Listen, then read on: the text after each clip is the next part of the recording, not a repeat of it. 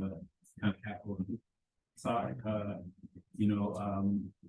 I would think that knowing that you have these conditions, you're more likely to invest in physical upkeep and renovation of it. It seems like it needs some work. And I wouldn't mind if you could just share what your thoughts are. I think I was just noticing that within a 5-minute walk, you have the Essex Tenants, you've got a new art center on State, you've got Deeply Rooted is building their facility, and now we have this. So there's a little cultural hub happening here, and people are going to be making significant multi-million-dollar investments right next door. So I would hope that there's a strategy to bring some resources to the museum and all the other programmatic things you want to do. So if you could just give us a glimpse of that. And yes, sir. We're in the process.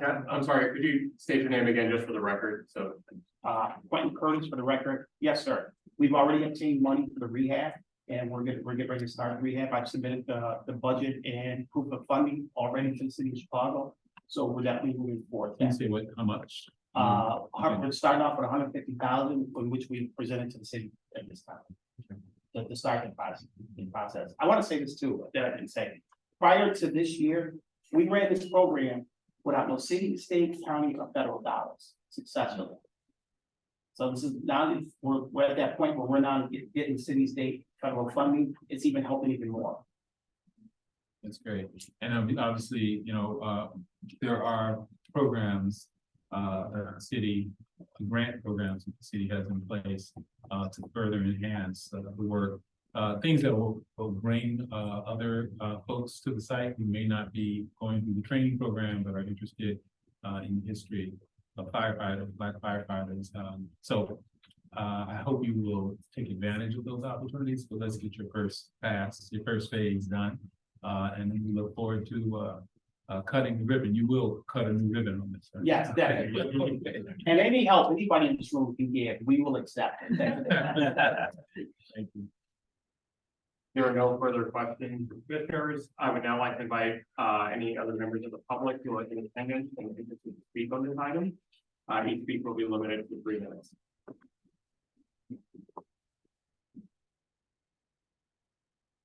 If there are no further questions or comments regarding the matter before us, I move to passage of this item by the same roll call vote previously used to establish quorum. The resolution before us is for the Department of Planning and Development. It's seeking authority to enter into a negotiated sale with the Black Fire Brigade organization for the disposition of property at 5349 South Wabash Avenue in the 47th and State Tax Increment Financing District redevelopment project area, and to approve the sale of these properties to the Black Fire Brigade organization. I move to do passage of this item by the same roll call vote previously used to establish quorum. Any objections? Hearing none, the motion is approved. Congratulations.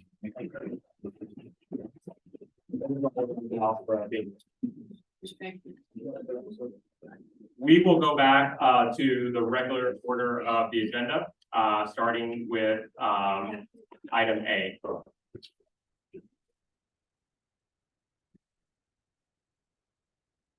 So commissioners, for this item of business, the Department of Planning and Development is seeking authority to negotiate a redevelopment agreement with the Kenwood Oakland Development Organization, or COCO, for redevelopment of the property located at 4242 South Cottage Grove Avenue in the 43rd and Cottage Grove Tax Increment Financing redevelopment project area, and I recommend to the City Council of the City of Chicago the designation of Kenwood Oakland Development Organization as developer. William Graham from the city's Department of Planning and Development will provide a presentation on this request.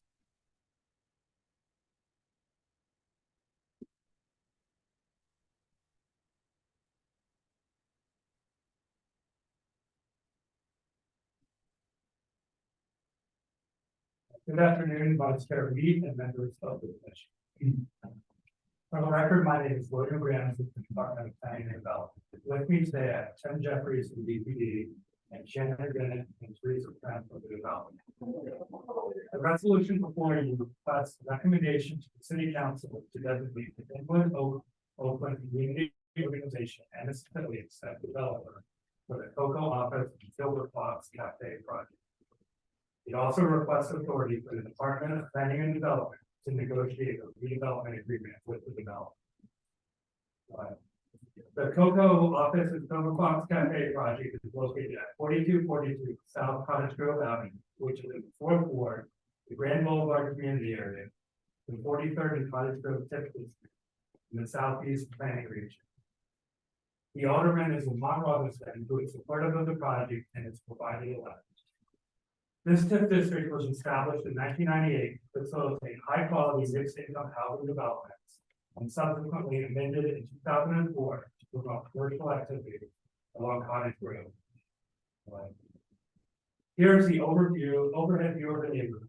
The project site is located on the west side of South Cottage Grove Avenue, north of East 43rd Street, and is served by the number 4 and number 43 CPA bus. Slide. Here's a view showing the exterior condition of the building. And here's the interior condition of the currently occupied second and third floors of the building. The Kenwood Oakland Community Organization, or COCO, is renovating its 3-story commercial building, which currently includes vacant second and third floors. In October of 2009, COCO acquired the subject property and renovated its exterior and ground floor, which currently serves as COCO's office. The project will undertake a gut rehab of the second and third floors of the building. The mechanical and electrical systems are in poor condition and in need of an upgrade. A three-step elevator will be added to make the building accessible. The roof will be replaced and the east and west walls will receive new insulation. The exterior of the structure is in need of minor masonry and tough point repairs. The project has a total development budget of $5.1 million. Upon completion of renovation of the building, the first floor will become Silver Fox Cafe, developed in collaboration with Chypre Kitchen and Norman Bistro, along with meeting space and event space. The second floor will contain the new COCO office space. Finally, the third floor will house the Journey for Justice Alliance and a library. The developer for this project is Kenwood Oakland Community Organization, an Illinois not-for-profit organization. Organized in 1965 and located in Bronzeville, COCO has been a strong source of organizing, leadership development, and empowerment for and with Kenwood Oakland's predominantly low-income African-American residents for 50 years. Their work focuses on creating equity, racial justice, to improve the quality of life and the life choices and chances of its members. COCO is a membership organization. Their members decide, plan, set strategies for, and act to carry out the organizational agenda. COCO organizes community leaders to work on multiple neighborhood issues, organizing for safe and affordable housing, advocating for rent control, creating tenant councils with low-income senior housing to give seniors power to address housing addiction, empowering youth leaders who are currently working with police to create a restorative justice community-based alternative to incarceration, building a neighborhood network of academically community schools and enabling jobs for youth and adults. The project will be financed through a mix of equity, debt, a state grant, and a TIF grant. The city, through DPD, intends to provide the developer with TIF assistance in an amount not to exceed $3,655,000. The TIF funds will be provided from the 43rd Cottage Grove TIF District's area-wide increment. The TIF grant will be provided through a construction escrow after other funding sources are expended, and will be dispersed at specified construction milestones. Here is a rendering of the cafe on the ground floor. And here's a rendering of the exterior of the building. DPD has thoroughly reviewed the proposed project, the qualifications of the development team, and the needs of public assistance. DPD supports the project as it is on a priority corridor and will serve to catalyze the ongoing redevelopment of South Cottage Grove. Additionally, it will provide a cafe, social space, activities and enrichment classes to the community, in particular, low to moderate income senior citizens. Finally, the project will promote community wealth building through the shared ownership models of the cafe.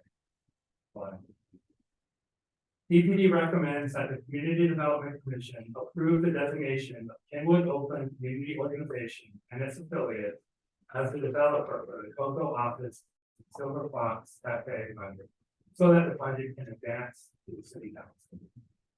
Thank you for your time, and I or the development team are available. Great, thank you, William. Is there a representative from Alder Robinson office here? Seeing none, also there were no written statements from the public that were submitted on this matter. Commissioners, you can now move to questions.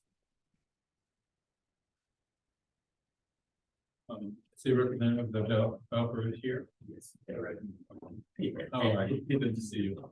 I did want to understand a little bit about the Silver Fox Cafe model. How is that staffed? I mean, it sounds like seniors have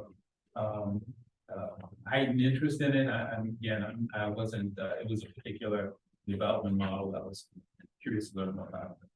Sure. And I think you have to state your name. Sharon Bennett, Executive Director of Kenwood Oakland. Okay, yeah, come up, guys, thank you. Sharon Bennett, can you hear me now? Okay, Executive Director of the Kenwood Oakland Community Organization. And the model actually stems from a model that's been pretty well known in Chicago, a cafe that closed during the pandemic on the south side, but we still have models from the suburbs called Matters. We're not affiliated with Matters, but the Matters model is very similar to our model, whereas during the daytime, the restaurant is open for breakfast and lunch. And in the same space, in other parts of the building, seniors are taking computer classes, financial literacy classes, technology classes. So it serves as a space, a meeting space for seniors, but also for the general public. Our model is similar to that facet, but bigger than that. It was designed by our seniors. Cocoa is one of the oldest Black-led community organizations in the city, in our country.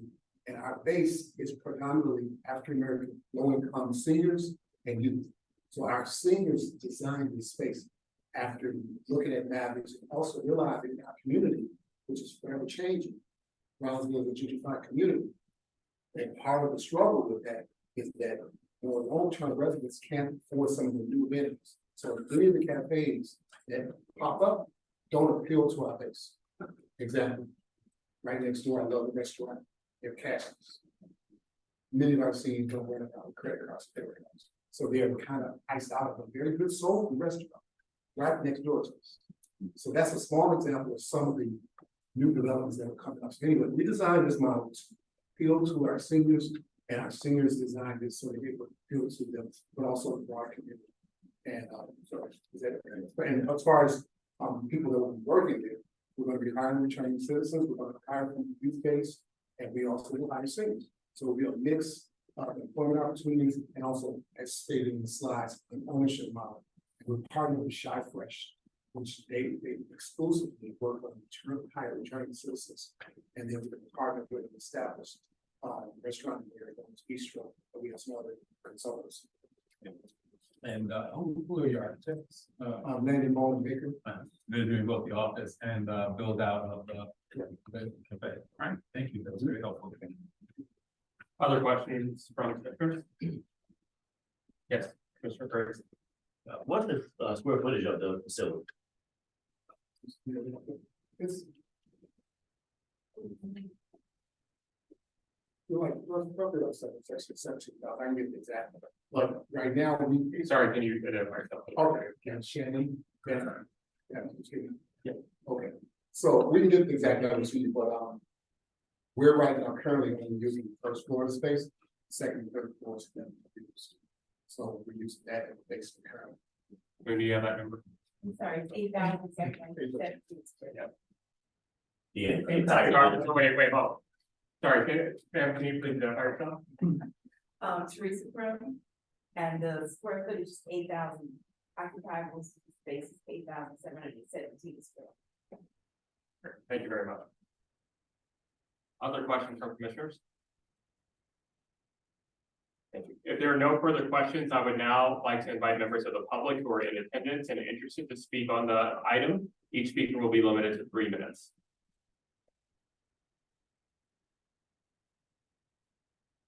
If there are no further questions or comments, the resolution before us, is the Department of Planning and Development is seeking authority to negotiate a redevelopment agreement with Kenwood Oakland Development Organization for the redevelopment of the property located at 4242 South Cottage Grove Avenue in the 43rd and Cottage Grove Tax Increment Financing Redevelopment Project area, and to recommend to the City Council of the City of Chicago the designation of Kenwood Oakland Development Organization as developer.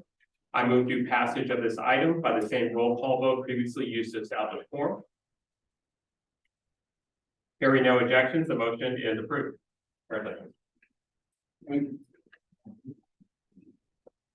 Commissioners, for our next item of business. Commissioners, for our next item of business, the Department of Housing is seeking authority to advertise its intention to negotiate a redevelopment agreement with Earl School LLC for redevelopment of the property located at 6121 South Hermitage Avenue in the 63rd and Ashland Tax Increment Financing Redevelopment Project area, and to recommend to the Chicago City Council the designation of Earl School LLC as developer. Michelle Adams will provide a brief description of this change on behalf of the Department of Housing. Good afternoon, commissioners and chairperson. My name is Michelle Adams, for the record. And I am requesting authority for the Department of Housing to negotiate a redevelopment agreement with the Earl School LLC. This project is an adaptive reuse rehab of a closed school in Inglewood area, people who are homeless or at risk of becoming homeless. Project is located at 6121 South Hermitage. The school is a former public school building in the South Chicago neighborhood of West Inglewood and first opened in 1897. And in 2013, CPS decided to close 6 schools in Inglewood, including Earl School. Earl School LLC will purchase the school from CPS at closing, which they hope will be soon, because CPS is trying to get rid of some of those school buildings and do something with them. Alderman Raymond A. Lopez of the 15th Ward is in full support of this project, and we have a letter on file stating that the project will provide 50 housing units, of which all 50 are affordable for households earning 0 to 60% of the area median income. The project will offer amenities, including on-site property management, social services, laundry, community room, exercise room, and a computer lab. Next slide. The development team is Gorman and Company LLC. The owner is Ron Brewer. The sponsor, the Phoenix Foundation, which is a nonprofit, which is BIPOC. Architect Leon Lucas, Beehive, part of a wood studio at BIPOC also. Attorney Reinhardt Boner and Van Buren SC. For Gorman and Company LLC, they have been in inception since 1984, and they have grown into one of the largest and most respected multifamily development firms in the region. Currently, Gorman and Company employs over 450 individuals throughout development, architecture, construction, and property management, and has completed over $2 billion in development in its history. The most recent projects are in Wisconsin. This is one of their first projects with the city of Chicago. They have another project underway called the Generator, which is the rehab, adaptive reuse of the Wood School, which is also located in Inglewood. It was closed at that time in 2013. The Phoenix Foundation is a nonprofit which was founded in 2021. Seek housing solutions for homeless people during the pandemic, particularly those individuals and families with history of substance abuse or history of justice involvement and other behavioral issues. As a new woman-led BIPOC organization, Chicago Phoenix Foundation has already achieved remarkable success in their mission to end generational homelessness. Phoenix Foundation and Phoenix Recovery is led by Sherry Allen Reeves, Executive Director. She has passionately worked in the service of others for over 30 years and is a very vocal advocate for the homeless and other disenfranchised people. He serves on multiple committees within the local continuum of care. Chicago Coalition for the Homeless and Chicago Homelessness and Health Response Group for Equity. The architect is Beehive, which is populated by Young Lucas. Beehive is architectural and engineering design collaborative with community focus. Beehive has designed and developed smaller multi-family projects. And they've also worked with the Gorman Architecture team to assist on this and other larger multi-family properties. Gorman and Company LLC will be in charge of all of the construction and development. Phoenix Foundation will be in charge of the supportive programs on a daily basis. Community area. Community surrounding the project is walkable to businesses and transportation. 63rd Street bus is a block and a half away and runs 24 hours. Also, in walking distance are the number 9 Ashland bus and number 50 Fanning bus. CTA Green Line is also accessible at 63rd and Ashland Street.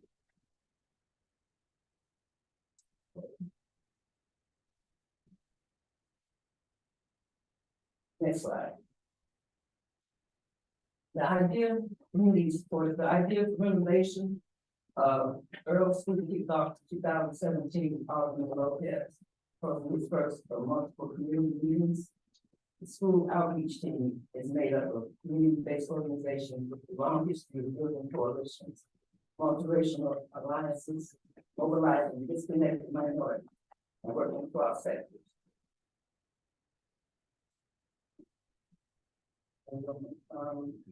Participants include students and parents of Lincoln School, Resident Association of Greater Inglewood, Teamwork Inglewood, E.G. Wood. Since 2017, meetings have been in person and in COVID, virtually. Meetings will continue through construction and post-construction. Charlottesville residents will be able to organize and guide ongoing operations through a resident council. Next slide. Okay. The project will be financed with various sources, including TIP of $4.2 million. $200,000 of this TIP funding is designated for removal of cul-de-sacs around the school on Paulina and Hermitage. This will be an all-electric building, so it will receive $224,000 from ComEd.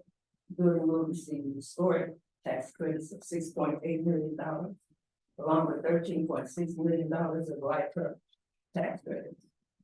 IDA has committed to give soft funds of $3 million. The next slide, 7 through 11. These next slides are pictures of the building from different vantage points. Then the next slides will be renderings showing before and after looking north and south on Hermitage Avenue.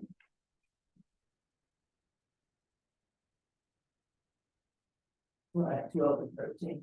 Slide. And then the next slide, unit mix. The project has a total of 50 units comprising 31 bedrooms, 19 up to 30%, 4 50%, 7 at 60%. There will be 22 bedrooms, 5 up to 30%, 2 at 50%, and 13 at 60%. Project includes 9 project-based vouchers from the Chicago Low Income Housing Trust Fund, or PITEP, under the Maui program, covering rents for units set aside at the up to 15% AMI range. There are 12 privately funded project-based vouchers from the Phoenix Foundation that cover up to 60% AMI.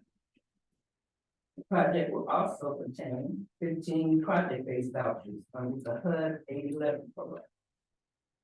Next slide. This shows the existing site and ground floor plan showing the buildings. Next slide. Shows the new site and ground floor plan sub-area phase 1. It shows the playground, a real patio, indoor sports court.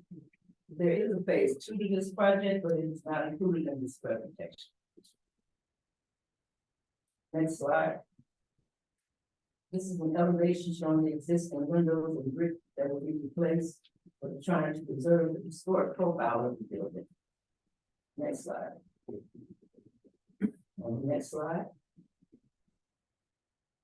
Okay, this is the elevation. Oh, no, I'm sorry, this is the slide showing the trees and shrubbery and green spaces throughout the project. Showing where there will be trees and shrubbery and other space for the residents to enjoy. Next slide. The economic and community benefits are followed. Project will achieve the following participation goal.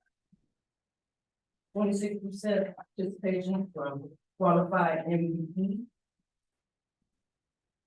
60% participation from qualified WVP. And 50% participation from Chicago residents. The Earth Project achieved the following benefits for the public: serves individuals and families for risk of homelessness with wraparound services from Phoenix Foundation, encourages housing stability by providing affordable housing needs, equipped with amenities and supports residents and their families.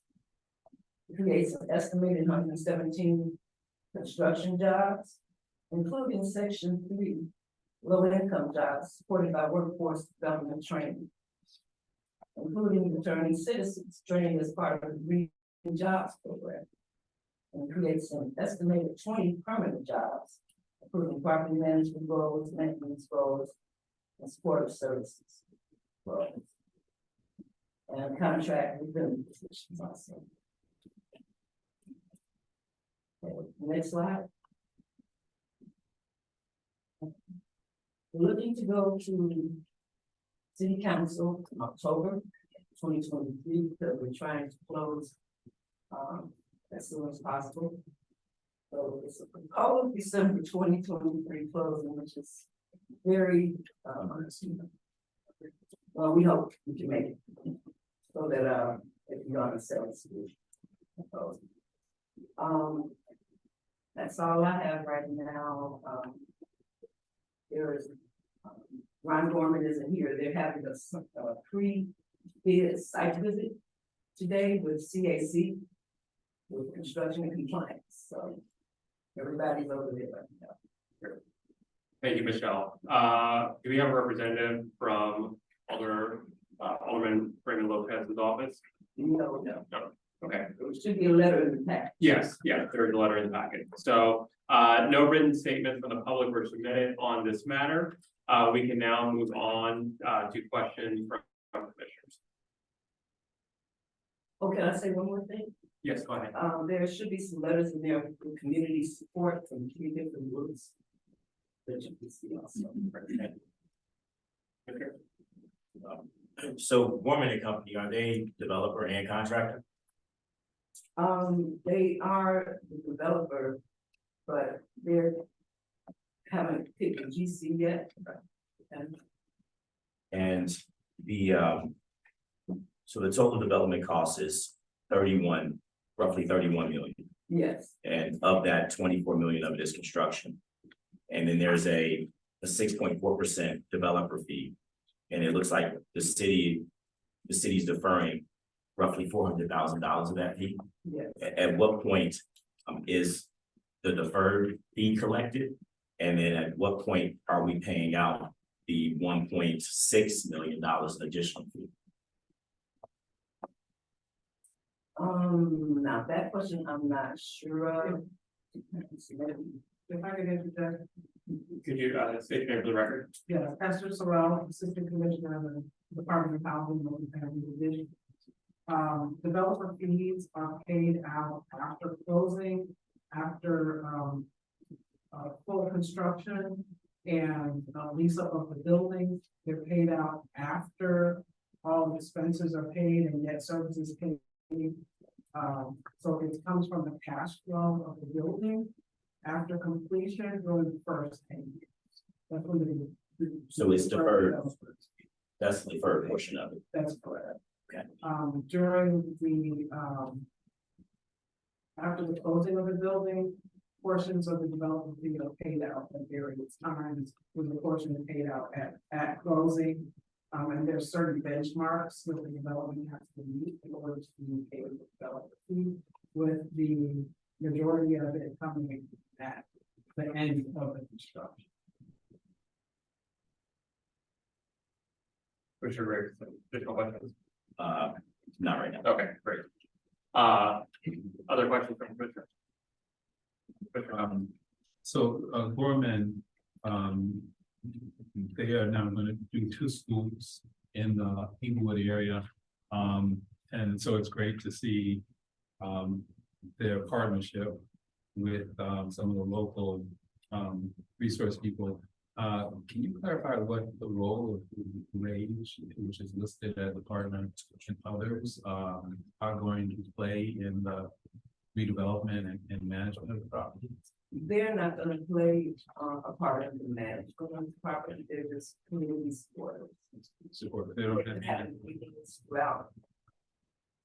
so there's no equity, sharing, with those organizations. There's, They will provide any services that they offer. But basically, Phoenix Foundation will be doing most of the support services for the property. and, is there any information about, Gorman's, experience in managing, homeless housing or supportive services? I don't know a lot about their portfolio outside. There is actually a book that was written about some of the affordable housing that they did in Milwaukee and the Wisconsin area. That I didn't bring it with me, but they've been, like I said, doing all types of things for a while, but this is their first project in Chicago. We have a representative of them here today. No, shouldn't. Yes. Is there any involvement with CHA or any oversight by CHA? No, That's- no, CHA. I think I share a little bit of concern of like, their history and affordable housing or, homelessness and not knowing a little bit of what they've done before. And, want to make sure that, our residents are, able to fully receive the support as needed. And so that's why I asked. Okay, yeah, that would Someone be- that's been, Yeah, basically that would be Phoenix Foundation that has been doing this for over 30 years dealing with homelessness. They will be doing the day-to-day services for the residents. will Phoenix be housed in? Yes, Phoenix will be there. And where is Phoenix located? Are they In Chicago. They're in Chicago. Anybody from Phoenix? No, there's no representation. I'm sorry. I mean, I think the line of questioning has to do a lot of times, the redevelopment of, supportive housing for groups that need it, we know there's a demand for it, a need for it. We end up having to track their performance over time, and sometimes there's an initial investment and attention, and then over time, they can become, more lax and lenient in their management, and it becomes an issue for a neighborhood. And so, these projects rise or fall on the quality of the management of the services, because it's a service intensive population. I think I think having them do this work and coming to Chicago is a good thing. And again, they have 2 properties that are close by. So the assumption is that there's going to be management structure that can do both. But I do feel like it should be noted that we either have to monitor this or it has to be written into the development agreement, some assurance of the ongoing kind of operational maintenance of the facility. And I'm not quite sure what gets in what language gives us some protection, but I just know that we are Right. constantly going back and a decade later having to deal with management issues. And to Commissioner Cox's point, you know, the fact that the low-income housing, the trust fund is involved does create a level of involvement and oversight, but we know that that trust fund is already pre-taxed from an administration standpoint and have hundreds of several projects around the city, and with some additional funding that's actually come the last few years, means that there are more projects as well. And so I think the note for the department, particularly with newer developers, you know, the more present they can be, the better. If I could interject again. Yeah. Esther Sorrell, of the Department of Housing. I was gonna also mention that, a number of the units will receive, rental support from the, low-income housing trust fund. Also, Phoenix is going to provide, on-site supportive services for the residents. And also the asset management division along with the long-term monitoring division of the Department of Housing will annually review, operating statements, audited financial statements, and the physical condition of the property to make sure that the property will, adhere to the regulatory agreements that will be in place, and the RDA that will be in place on the property. So, the department will have hands-on, boots on the ground to continue to make sure that the property is maintained in decent, safe, and sanitary condition, especially through, the fact that the city is allocating a number of housing tax credits. So we will be monitoring the financial condition of the property, and especially for the first 15 years, like the tax credit applying period, and 20, an additional, 5 years for the home term and another 30 years, another 15 years for the extended use period. So, 30 years of reviews by the department to make sure that the property is maintained and acceptable. Thank you. It looks to me like that maybe I don't understand this as well as I do.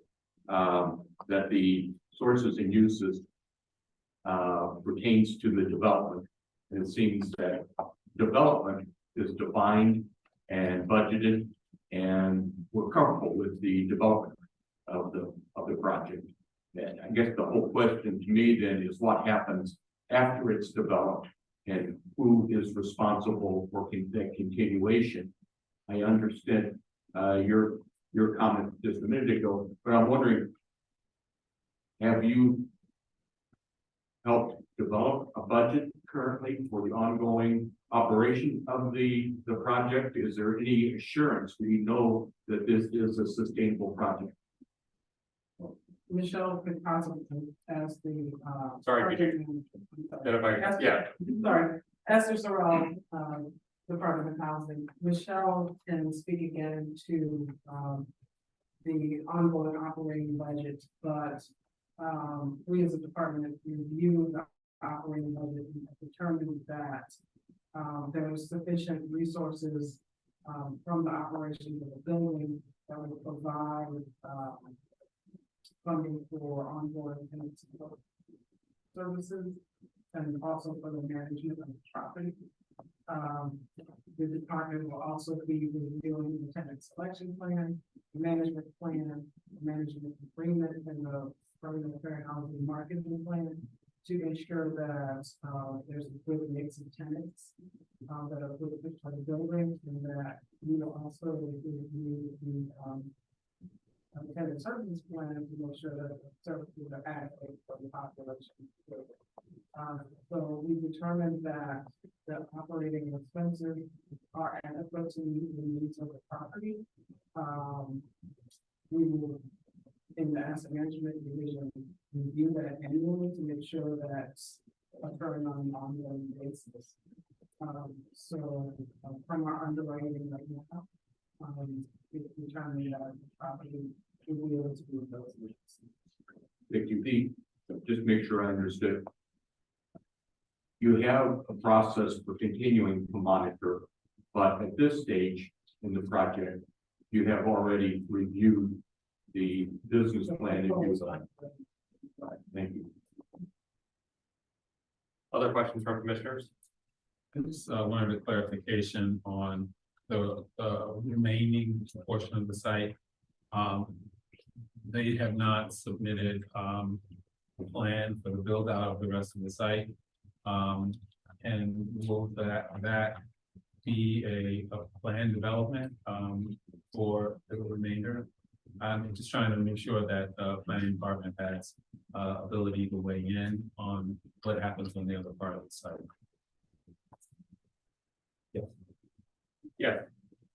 For the record, Patrick Curtis, I'm the neighborhood planner for Englewood and working with Michelle on this project from the plan site.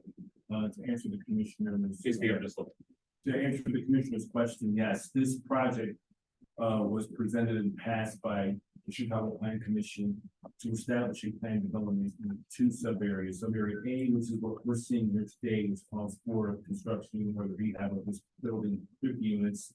And sub area B, which is the phase 2, which is not funded, which is not online, but will provide up to 25 minutes, will provide the Department of Housing and Planning an opportunity to see it first, review design, and go over any minor changes or site plan reviews that may or may not be contemplated with respect to that future development.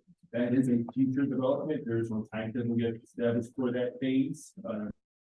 Currently, the development team is only on phase 1, so they're waiting to. Continuation of that question, it was mentioned that the two cul-de-sacs that were inserted when this functioned as a school, and it was also mentioned that resources that are in this budget are going to go to make those improvements, open those up. Can you clarify? Yes, $200,000 of CHIP funding. Okay. Is going to be used to close up, or open up cul-de-sacs on the line. And that will happen simultaneously with the redevelopment of the site. Yes. For the record, again, Patrick Curtis, we're also working with CDOT and Alderman's office on that plan to reopen up the grid so that there is particular access that is running through the Paulina and Herman's blocks. Other questions from commissioners? I got one final one. What is the partnership split between the nonprofit and the developer? Are they a part of the ownership structure, or are they just a not a limited liability partner?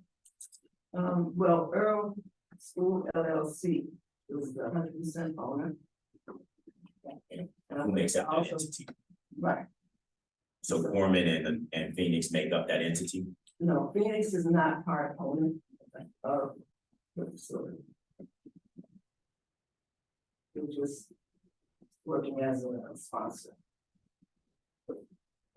Commissioner Garza? I'm sorry, I was just like, said, who is it, just the government? Gorman, yes. For the record, Patrick Curtis, but sorry. Just to kind of clarify, because the Commissioner Cox also raised that question earlier with respect to community partners having equity shares.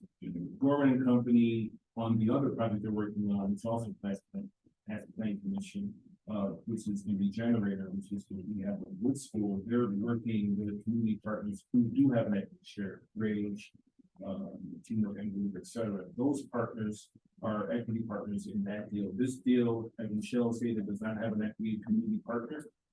Phoenix Foundation is a service provider and a partner in spirit to provide those services that you were talking about, Commissioner, also.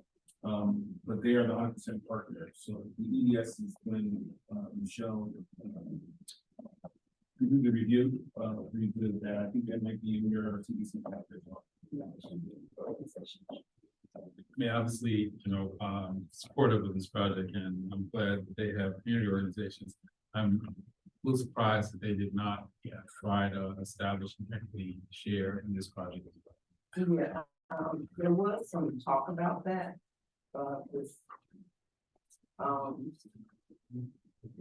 don't think it's even in the organizational chart. There's still yet to be another entity that will be started later. I guess it would be more of a equity partner. I mean, the reason is ultimately the more local ownership there is of this, the more it's gonna belong to everyone. So they have like a meeting space or gymnasium. It says indoor sports. So like, who's gonna manage that? And would that not, that lean not have been an opportunity for a community entity to own and operate the indoor, sports facility? Otherwise, we don't normally have a reason to come to a site that is providing housing for the homeless. So anything that could break the barrier of this being, about somebody else and not the community, I think that effort should be made. So I am not, I mean, obviously these are points that can be raised in the development conversation. I just think we need to push a little on this. Yes, Chair, Esther Sorrell, for the record, from the Department of Planning. As Michelle stated, there are still in negotiations for future arrangements, and these will be prior to city council. So for the information that is not present today, we will have that prior to city council. I think, just another comment for me as a city commissioner on this committee. It's hard to look at a budget that's essentially $31 million and a $4.2 million TIF ask from an organization who comes from Milwaukee, hasn't done much of this in Chicago, doesn't bring any local participation at the prime level from the community. And it's just tough for me to support it without having people who look like me in a ownership stake. And I think Gorman, they don't have anybody here. I get it, they had to go to a walkthrough, but they're asking us to approve a $4.2 million TIF allotment, and they don't have anybody at the prime spot that represents the community. So it's my own personal opinion. Well, I want to understand, our ability to act on this, because I think it'd be a far better project if there was, they could figure out a shared ownership model in some component of this that makes sense, that is outward facing. And it's one thing to raise it, it's another thing to hold them kind of accountable to that. And I don't want to, vote on something and then, they say, oh, we can make it work. So I'm just kind of looking a little for some guidance from the department that is advancing the recommendation. What we might need to do about that. So I think, if we don't push, they're not gonna respond. Right. But so any thoughts on that? One more thought. Esther Sorrell, for the record. If I could just remind the committee that, as a part of the selection process, there was, 3 bids submitted, and also Gorman has, agreed to go above and beyond for NBE and local hiring.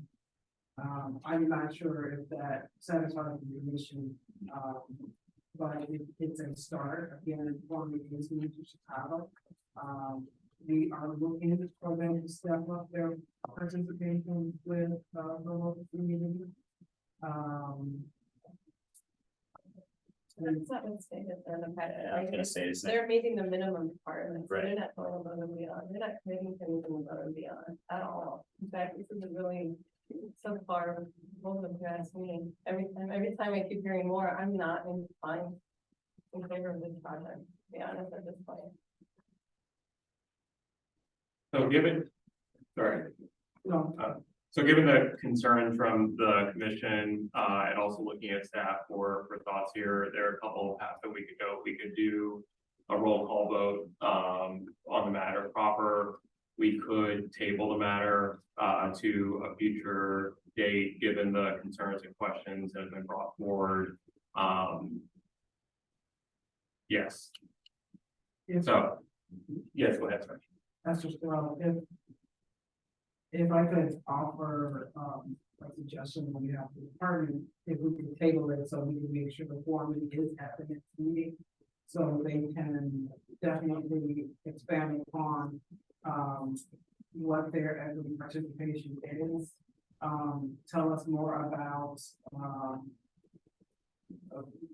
previous, participation in other cities that has worked, how they've met, commission's goals and other projects. I'm impressed. We can just give a couple of- So I haven't actually moved for anything. There's no motion on the table, so we could just move the agenda accordingly, or do I need to make a formal motion to table the matter to the next meeting? Chair, you have the ability to hold an item in committee. Okay, I so, hear you. Tim Jeffries, as deputy commissioner, as chair, the vice chair today has the ability to hold an item at his discretion. so we're gonna hold this item, until the next month's, meeting, and I would suggest that both, the Department of Housing and, DPD, touch base in terms of some of the issues that have been brought forward, and also ensure our friends from Gorman are here. And maybe someone from the Phoenix Foundation also. I think all the representatives that are part of the project should probably like to be here. Commissioner, Chair, can I make a recommendation that, I mean, there seems to be a lot of concern across the table. Would it be wise for us to provide you with a list of those concerns? You can pass those on to housing and DPD, so when Gorman does come before this committee, that they're prepared to answer those questions. I mean, I don't want to, That would be great. put them on the spot here and have them shoot me a bunch of crap. Yeah. So I think obviously the issue about, I mean, we talked about ongoing maintenance, but we talked about ownership models, and they have applied that model with the Iman Group or the regenerator. My kind of expectation is that if there's a portion of this that meets that they would bring that model forward. So they don't come next time to answer the questions that we posed today, but they come with a proposal for ownership or co-ownership model. Okay. Yeah, so thank you, Commissioner Griggs. So through the chair, questions or concerns that commissioners have are welcome to be provided to me via staff as well, to ensure that Gorman and other representatives are ready for that. All right. Thank you very much, Bill. Thank you to the department, for answering questions. With that, we're gonna move to, item C, which is our, last item of, business for today. The Department of Housing is seeking authority to sell property located at 1515 West 47th Street in the 47th and Ashland tax increment financing redevelopment project area to New City Redevelopment LP or a related entity, to provide authority to the Department of Housing to negotiate a redevelopment agreement with the New City Redevelopment LP or related entity for the redevelopment of the property located at 1515 West 47th Street and 1635 through 43 West 47th Street in the 47th and Ashland tax increment financing redevelopment project area, and to recommend to the city, Chicago City Council, the designation of New City Redevelopment LP or a related entity as the developer. Manetta Jones will provide a brief description of this change on behalf of the Department of Planning and Development. Good afternoon, Mr. Vice Chairman, and members of the commission. For the record, my name is Manetta Jones, financial planning analyst in the Department of Housing Development and Finance Division. I'm presenting you today a request for support for the United Arts Phase 1 development located in the 20th Ward in the New City Backyard City. Joining me today are members of the development team, Mr. Aaron Weisner with Celadon and Jose Duarte of Blackwood Development Partners. Specifically, DOH is seeking approval of the sale of one city-owned lot located at 1515 West 47th Street to enable the development of 51-unit mixed-use building. The developer is requesting a write-down of the price of one city-owned lot to $1 to enable the project to move forward. In addition to the city-owned lot, the development team seeks $14.5 million support from the 47th and Ashland TIP. This will enable the total of 3 mixed-use buildings totaling 51 units. The proposed development will be the new construction of two separate sites. Site one will be a six-story mid-rise building containing 45 1 to 3 bedroom units, which will also include 19 parking spaces. Site two will consist of two separate three flats. They will be 2-bedroom modular buildings, including 8 parking spaces. Additionally, site one includes an opportunity hub on the ground floor. This project will be 100% affordable. The project will be near transportation along the 47th Street. And the project also conforms to the goals and objectives of the 47th and Ashland TIP by creating a residential building on vacant land that includes affordable housing units. This will also create 180 temporary construction jobs and 15 permanent jobs. Slide 4, please. The development team sought input from numerous phases and has conducted numerous community engagement activities. The project held community engagement meetings from 2021 through 2022. This included 2 visioning workshops, several roundtables, and the community board engagement process, which includes 2 community meetings and a vote on whether the community feels this will be a great fit for the community. Community input has been incorporated in the final design and program of the building. Slide 5, please. These are the renderings for both site 1 and site 2. Site 1 project is for a 6-story building, 45 units, new construction and family-oriented development along with 19 parking spaces. The design also includes architectural planners along 47th Street with a green outdoor deck on the 6th floor. Ground level will include plantings and new trees along the 47th and adjusting the public way. On-site amenities include bike storage and PTA tracker in the lobby. The ground floor will consist of an opportunity hub, which is a technology training and business support center, specially targeted to support group of the communities of color. No income will be charged for this space, and it will be managed by a local nonprofit partner, We All Code, and strategic support from Chicago Neighborhood Initiative. Site 2 project will consist of 2 free flats. There will be 2-bedroom modular buildings with 8 parking spaces. Those sites will include all electric units. Units also include low flow water sensitivity fixtures to meet water reduction by 25%. On-site amenities for both include EV charging stalls and smart home sites. So here's another angle for the 6-story project facing South 47th Street.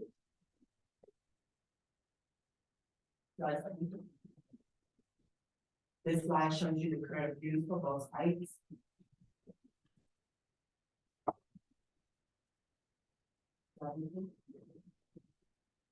United Yards will be located in a neighborhood of mixed residential homes north and south of 47th Street. Industrial and commercial reasons include occasional residential properties east and west of the site along 47th Street. The location is on a low to moderate income neighborhood, Chicago, that is in need of new investment. The addition of new high quality apartments will continue to set the tone for ongoing development in this area. Slide 9, please. So this is the current site plan for this project. Slide 1. And slide 2, please. This is the site plan for slide 2. Slide 11, please. So this phase is one of 3 phases from United Yards. This is the mass rendering for when all the phases are complete. This is just so you can see the holistic view of the complete project, what it will look like. Just to keep in mind as well, the 1 week rollback base was also submitted to CDC up 3 months ago. Slide 12, please. The proposed units range from 1 to 3 bedrooms. Site 1 will have 45 units reserved for households earning 15 to 60% AMI. The applicants will receive subsidy for the 6-15% and 6-30% units through the Chicago Low Income Housing Trust Fund with Maui. Site 2 will have a total of 6 units reserved for households earning 60 to 80% AMI. The project is led by a joint venture between Peloton Partners LLC and Blackwood Development Partners LLC, which together will now form New City Redevelopment LP. Southern Partners, the Blackwood and the Blackwood Group began working together as co-developers in late 2020 in preparation for the submission of an RFP that was awarded. Throughout the process and then pre-development of the successful 90 yards, the two companies have been working side by side. Southern Partners was formed in 2019 as a joint venture with Aaron Weisner and Scott Henry for the purpose of developing affordable housing in the Chicagoland area and beyond. Mr. Henry has operated as a developer since 2008 and has completed 1,550 affordable homes nationally. The program brings 50 years of experience in making, design, management of affordable homes. Celadon is known to DOH, and the team has completed several projects in Chicago, including City City, Lasky, NSP, Vernon NSP, West Pullman Apartments, and also the Metropolitan Apartments as well. Blackwood Development Partners LLC was founded in 2007. The firm is headed by Jose Duarte and Rafael Hernandez. Blackwood's great depth of experience and knowledge translates into strong sound guidance and service to its clients in the areas of the development. General contracting, design, development, construction management, and reconstruction. Blackwood has successfully completed over 300 residential units and a variety of projects throughout the Chicagoland area, including commercial, mixed use, and a light industrial warehousing sectors. There is also a much more detail in your packets as well. This will be a joint venture split between the two developers, with Celadon being at 80% and Blackwood being at 20%.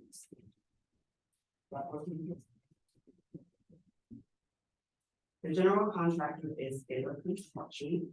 A team of more than 300 industry experts has built numerous multifamily and affordable housing, hospitals, senior living, retail offices, and labs for more than 60 years.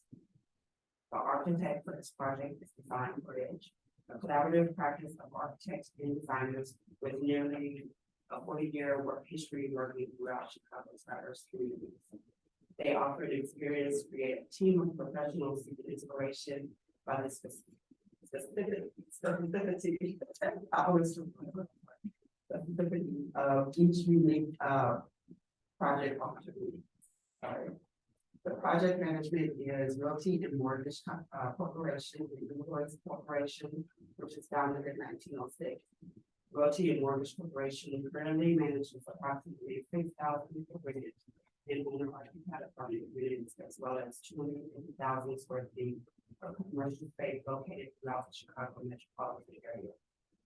They also have extensive experience in managing properties financed through various IDA and City of Chicago DOH programs.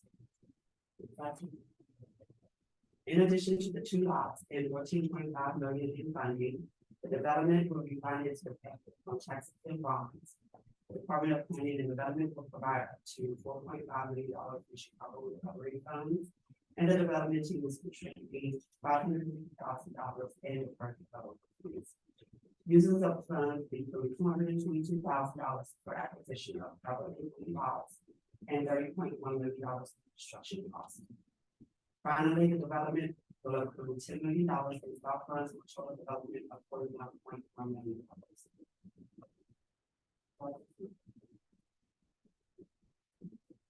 We are requesting support for the disposition of the vacant city-owned lot at 1515 West 47th Street. Support for the allocation of $14.5 million from TIP funds, and the request to have New City Redevelopment LP as the developer. This is the remaining timeline in which you vote for council next month, the passage in November. I estimate closing would be estimated in January of 2024, with construction to begin in February. This concludes my presentation. I also wanted to say that DOH has further reviewed its course of action of this project, and that we have received all the funding next year. Any questions? Thank you. Anyone from Alderwoman Taylor's office? Seeing no one, there were no written statements from the public on this matter. We can now move on to questions. Vanetta Jones from the Department of Housing has been joined by Eric Weisner from Sullivan Partners and Jose Duarte from Blackwood Development to help answer questions as well. Commissioners. Yeah, Commissioner first. As I'm looking at the price per square foot, $600 a square foot for the project. As I look at some of the more affluent areas of Chicago, $600 a square foot seems to be high. Just wondering, is there a thought as to the price of $600 a square foot for low income housing? Well, I will say this, I'm looking at the previous history through the projects that have been submitted for 2021, those are our last ones that we have. That unfortunately has been the norm for the square footages or price that we have. As I looked up, and I know this isn't apples and apples, but I just looked up just something that came up in Streeterville, and the price per square foot there was $548 a square foot in Streeterville. Other questions from commissioners? I mean, I think this has been a discussion or misunderstanding in the popular press. Well, why can't affordable housing be just as inexpensive as market rate housing? And I don't know, we got a few hours to talk about. I mean, you might too. It's it's a false comparison that really does require experts to talk about the hoops that affordable housing is asked to jump that no market rate project ever has to, and it comes with elevated costs that have to end up being folded into the per unit costs. Yeah, I mean, I think people more expert than I could explain why we consistently see that affordable housing costs more than market rate housing to build. Although the construction prices are, subject to the exact same hurdles. You could equate $50 a square foot to just soft cost. I'm sorry? To soft cost. The transaction cost for a LIHTC application and the process associated with this, can be somewhere close to $40 to $50 a square foot in cost. Plus, keep in mind, I said this for which higher than they are for affordable housing and they want more. They have to do consideration, would be a standard.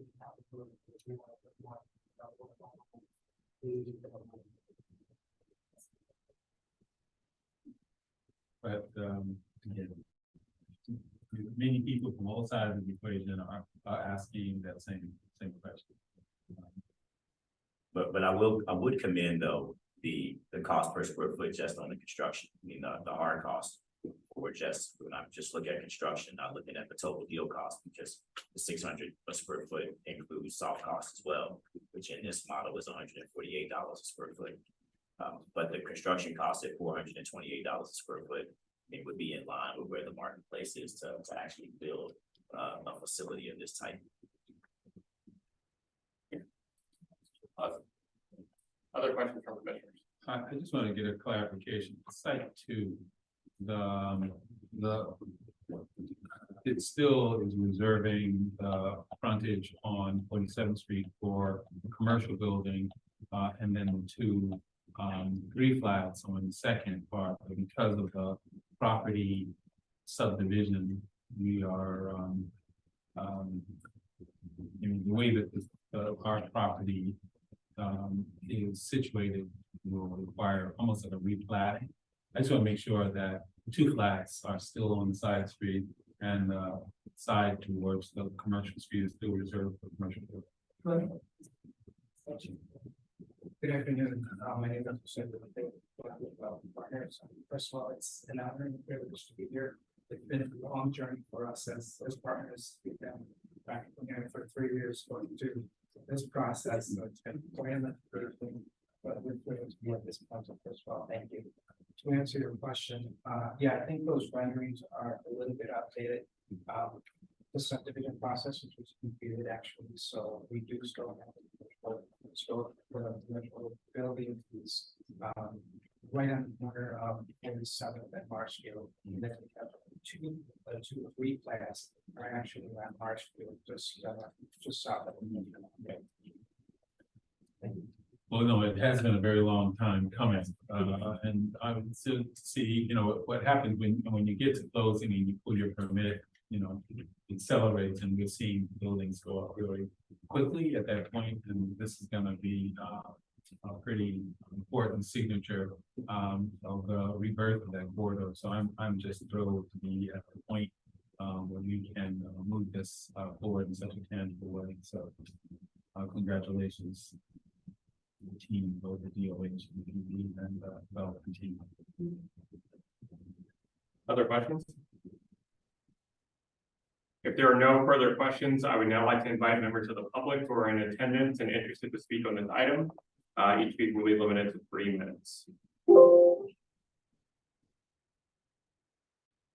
If there are no further questions or comments regarding the matter before us, I move due passage of this item by the same roll call previously used to establish quorum.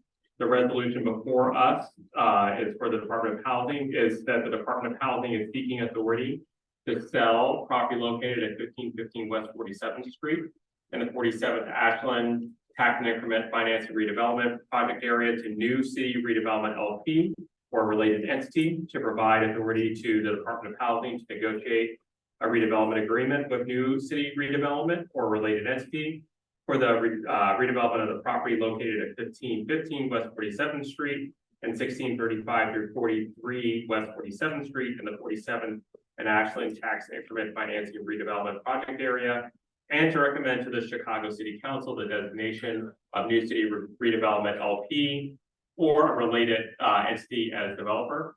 I move due passage of this item by the same roll call previously used to establish quorum. I'd say.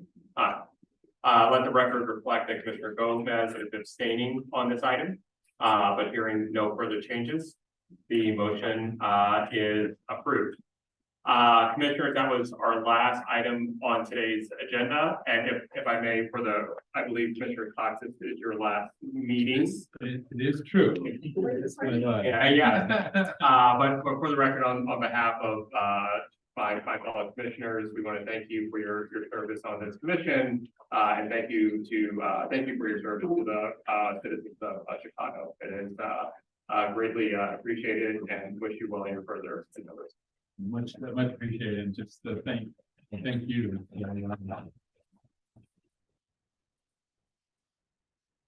This is one of those committees that I didn't even know what they did. And when I started, I was like, we have another step. And I have to say, after sharing these meetings with you, this is one of the tougher committees that you have to go through. I mean, really good questioners, people who really understand the deals and demand answers, and has really kind of changed the tone. So it's really great to see government working like this, people who volunteer their time, and I'm just like, they're really tough, and you have to come really prepared. And so I just appreciate your work, and I think we got a lot of incredible stuff done on behalf of Chicagoans over the past 4 years, and I'm confident that with this proposition, it will continue. Wish you all the best, and look forward to the work you'll continue to do on behalf of the city. Thank you. I want to add that a lot of what has happened over the last 4 years with projects like this one through the Invest Southwest program would not have been possible without this commissioner sitting to the left of me. He has been extraordinary in his work here in the city of Chicago, and I think we will all owe a debt of gratitude to you for all that you've done to advance not just our neighborhoods, but ensuring that equity in our community and on these deals were at the forefront of the decision making. And I don't think that's ever happened with any other commissioner previous to you. So you deserve just a round of applause for making sure that folks.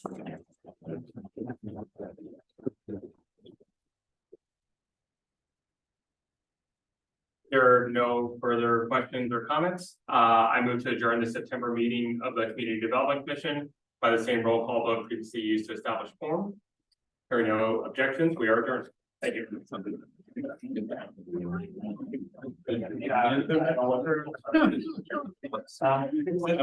Yeah.